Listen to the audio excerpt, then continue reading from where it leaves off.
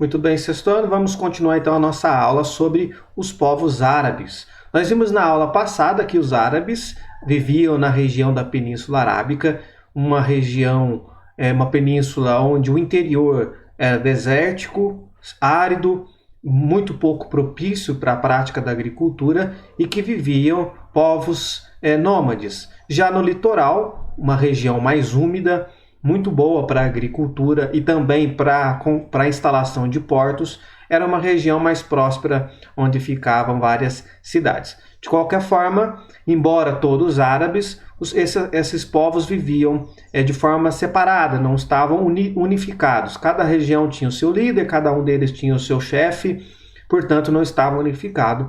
Mas isso tudo vai mudar a partir do momento que surge um personagem importante para os árabes chamado Mohammed. É o que nós vamos conhecer na aula de hoje.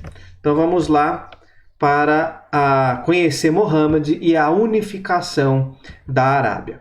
Bem, então como eu acabei de dizer, os árabes eram divididos em várias tribos, cidades, em alguns lugares eram reinos. Então estavam divididos. E eles vão se unificar a partir das pregações religiosas de Mohammed, isso lá no século VII.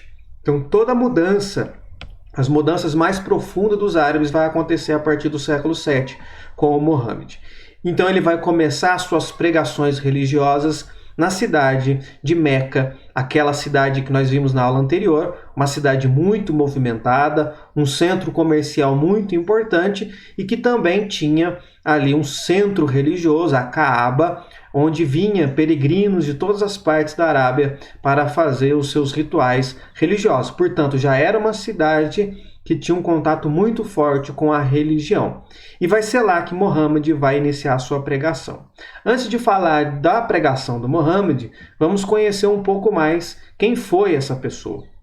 Na apostila de vocês tem esse textinho que explica um pouquinho sobre a história do Mohammed.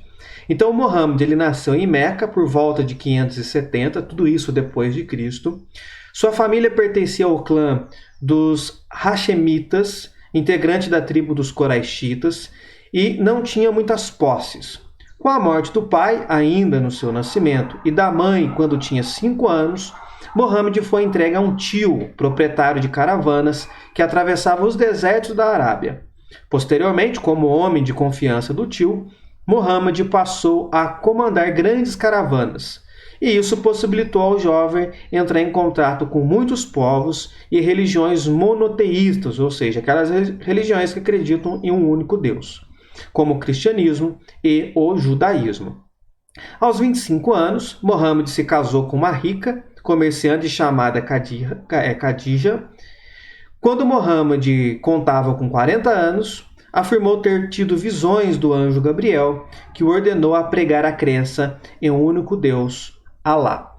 Aqui vem um ponto importante, gente. Então, quando se fala de Alá para os árabes e desta nova religião que Mohammed vai começar a pregar, Alá não é um outro Deus. Alá é a palavra em árabe para Deus, certo? Então, Alá significa Deus em árabe. Portanto, é o mesmo Deus que os cristãos e que os judeus acreditam.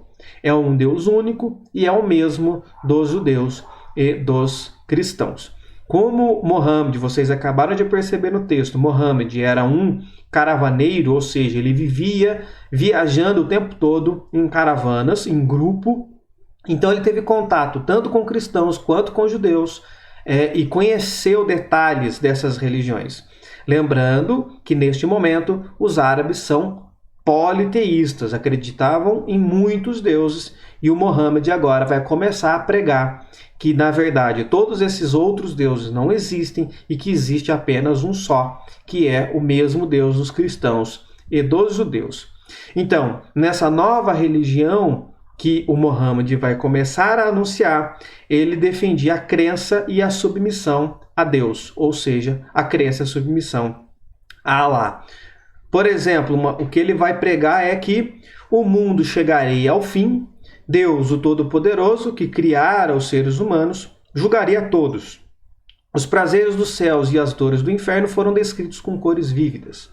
Se em suas vidas se submetesse à vontade de Deus, eles poderiam contar com sua misericórdia no momento do julgamento.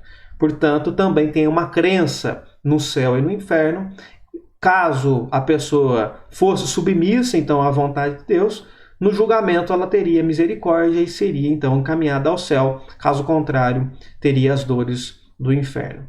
O Muhammad, então, vai perceber que o monoteísmo, essa nova religião, possibilitaria a união dos árabes.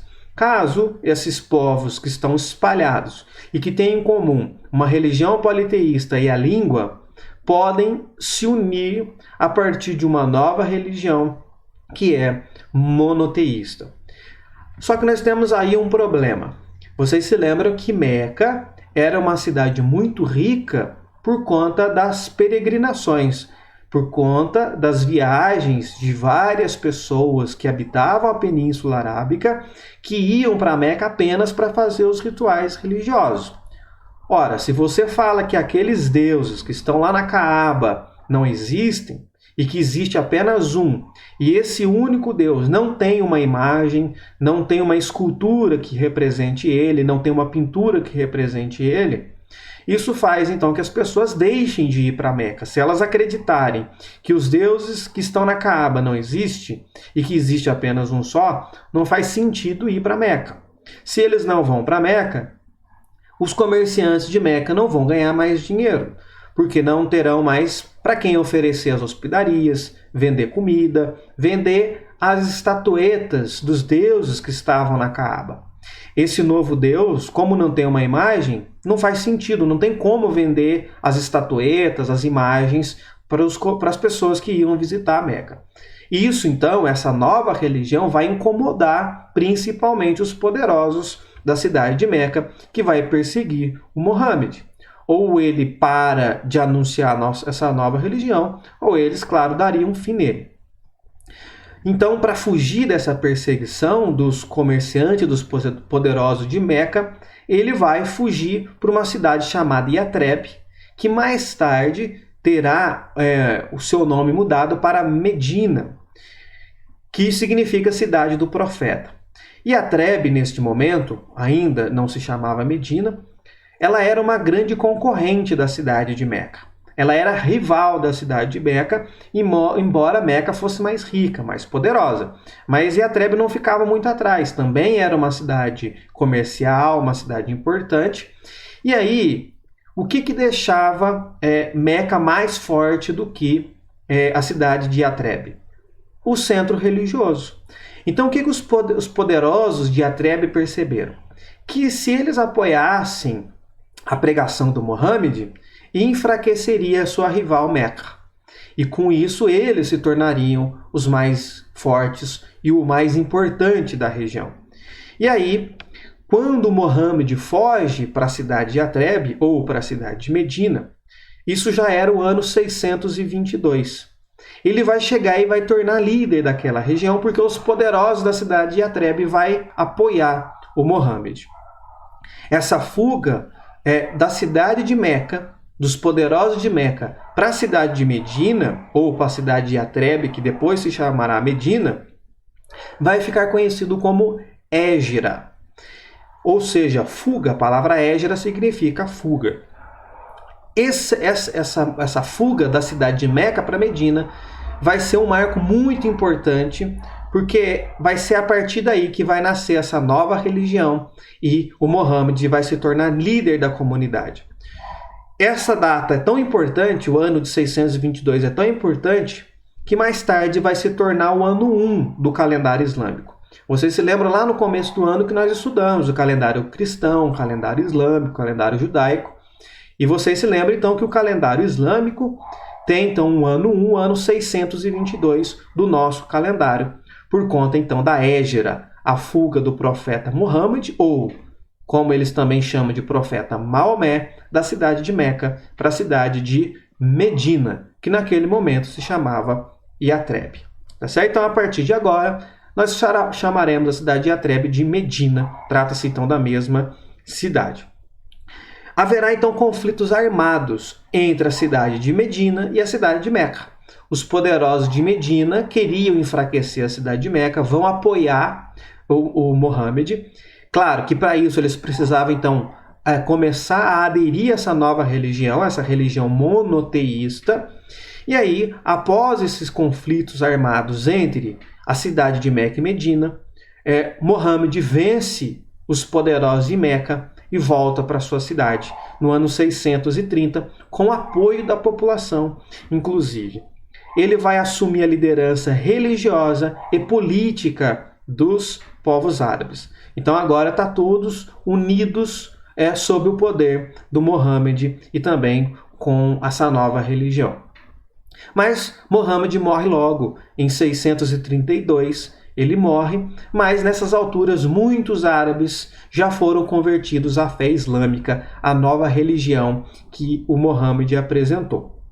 E aí os árabes então se uniram por causa dessa nova religião e aí criaram um governo centralizado. Até a morte do Mohammed, quem governava era o próprio Mohammed. Após a sua morte, nós teremos alguns substitutos e também teremos problemas com relação a essa liderança. Mas um ponto muito importante aqui é que, além desta unificação, os povos árabes que estavam cada um com seu líder, agora se unificam com um líder apenas, se tornam mais fortes. E isso ajuda então eles a expandir o seu território, ou seja, conquistar outros territórios. E aí, nas próximas aulas, nós vamos ver esta expansão territorial dos árabes, a região onde os árabes ocuparam. Veremos mais detalhe também dessa nova religião, o islamismo, que é uma religião hoje em grande crescimento, pode se tornar ainda no futuro breve a religião com o maior número de seguidores do mundo. Hoje ainda é o cristianismo, mas o islamismo está bem atrás, está bem próximo de ultrapassar o cristianismo. Então é uma religião muito importante. Nós teremos mais detalhes delas e também teremos detalhes de como que ficará então o controle dos árabes após a morte do profeta Mohammed.